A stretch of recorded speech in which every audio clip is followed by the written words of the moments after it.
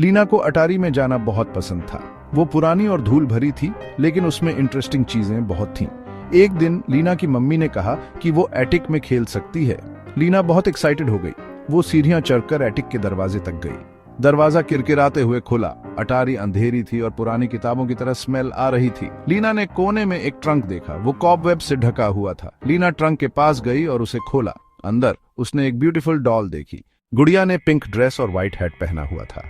उसके बाल लंबे और सुनहरे थे, लेकिन कुछ ठीक नहीं था। गुड़िया की आंखें अजीब थीं। वो बड़ी और नीली थीं, लेकिन वो उदास लग रही थी। लीना ने गुड़िया को उठाया। वो उसके हाथों में ठंडी लगी। कितनी प्यारी गुड़िया, लीना ने सोचा।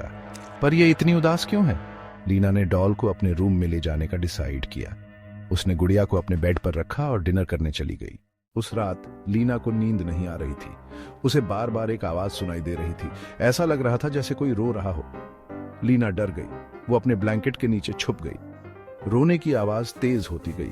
लीना ने ब्लैंकेट के नीचे से झांका। रोने की आवाज गुड़िया से आ रही थी। गुड़िया की आंखें आंसुओं से वेट थीं। एक गुड़िया कैसे रो सकती है? लीना ने सोचा। लीना गुड़िया को छूने से बहुत डर गई। उसने अपनी आंखें बंद कर लीं और सोने की कोशिश की। अगली सुबह लीना ने अपने पेरेंट्स को गुड़िया के बारे में बताया। पहले उन्हें यकीन नहीं हुआ, लेकिन फिर उन्होंने गुड़िया का टीयर स्टेन्ड फेस देखा।